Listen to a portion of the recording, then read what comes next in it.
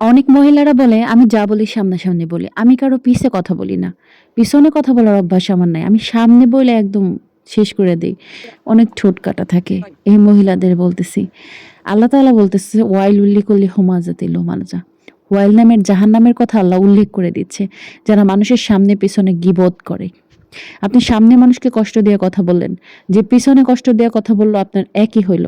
মানুষকে কখনো কষ্ট দিয়ে কথা বলবেন না। একটা মানুষকে বুঝাবেন। যদি না বুঝে আপনি চুপ থাকেন। কিন্তু মানুষের অন্তরে কষ্ট দিয়ে কথা বলেন না। যারা মানুষকে কষ্ট দিয়ে কথা বলে দেখবেন তাদের পরিণতি খুবই খারাপ হয়, খুবই ভয়ানক হয়। আপনি নিজেই দেখবেন একটা ভালো সুন্দর কথা, সুন্দর ব্যবহারের মানুষকে আপনি যত খারাপ থাকেন, আপনি নিজেও বলেন এই মহিলাটা ভালো ছিল, ব্যবহারটা সুন্দর ছিল।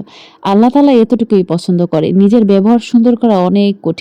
কিন্তু খারাপ ব্যবহার করা সবাই পারে। এরকম খারাপ ব্যবহারের মানুষের অভাব নাই। এত সুন্দর করে আল্লাহ তাআলা বানাইলো, এত সুন্দর করে মন দিল, এত সুন্দর করে আপনাকে চলার মতো তৌফিক দিল, কথা বলার তৌফিক দিল। আপনি যদি সেটা সুন্দর না করেন, আল্লাহর হুকুম অনুযায়ী না করেন, তাহলে আপনার আর আল্লাহর প্রতি ভালোবাসাটা কোথায় রইল? বিশেষ করে মহিলারা অনেক ঠোঁট কাটা থাকে। তারা একজন আরেকজনকে খোঁচা মেরে কথা বলতে পারলে, ছোট করতে পারলে নিজেকে অনেক বড় মনে করে। কি দরকার এত অযথা পেঁচাল পাড়ার? যতটুকু সময় পাবো কাজ করব, পাশাপাশি হচ্ছে একটু দোয়া পড়বো, আস্তাগফিরুল্লাহ পড়বো। পাশে যদি শ্বশুর শাশুড়ি কেউ থাকে তাদের সাথে সুন্দর করে ভালো ২ টা কথা বলবো। কোনো দরকার নাই তো আজে-বাজে কথা বলার, মানুষকে খোঁচা দিয়ে কথা বলার। আপনি আজকে মানুষকে খোঁচা দিয়ে কথা বলবেন, এটা রিপিট আপনি একদম কষ্ট করে হলেও সূরা হুমাজাটা একটু পড়বেন। আল্লাহ তাআলা আমাদের একটা কোরআন নাজিল করে দিল। সেটার অর্থই আমরা বুঝলাম না। পাশে গিয়ে কোরআন তেলাওয়াত করে। আমি শুধু সূরা যে সূরা ইখলাসের অর্থটাই আমি পারি না। আমি নামাজ পড়ি। নামাজের কোনো আমার মন মানসিকতা খুশু নাই। কেন নাই? আপনি অর্থ বোঝেন না।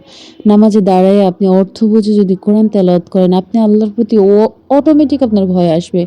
আপনি একা একাই চোখ দিয়ে পানি পড়বে। তো আপনি কোরআনের অর্থ বোঝার চেষ্টা করবেন। সূরা হুমাজার অর্থটা পড়বেন। দেখবেন আল্লাহ গীবত সম্পর্কে কি ভয়াবহ তথ্য দিছে। আল্লাহ বলে দিছে যে ওয়াইল নামের জাহান্নামটা তাদের জন্য প্রস্তুত করছে। আর ওয়াইল নামের জাহান্নামটা কত ভয়ানক, কত ভয়ানক।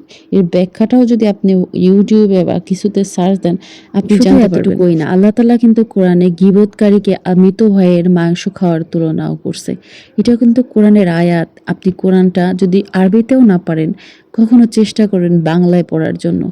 আপনি যদি মনে অন্তর লাগিয়ে মন থেকে পড়েন না, আপনার ২ চোখে পানি চলে আসবে।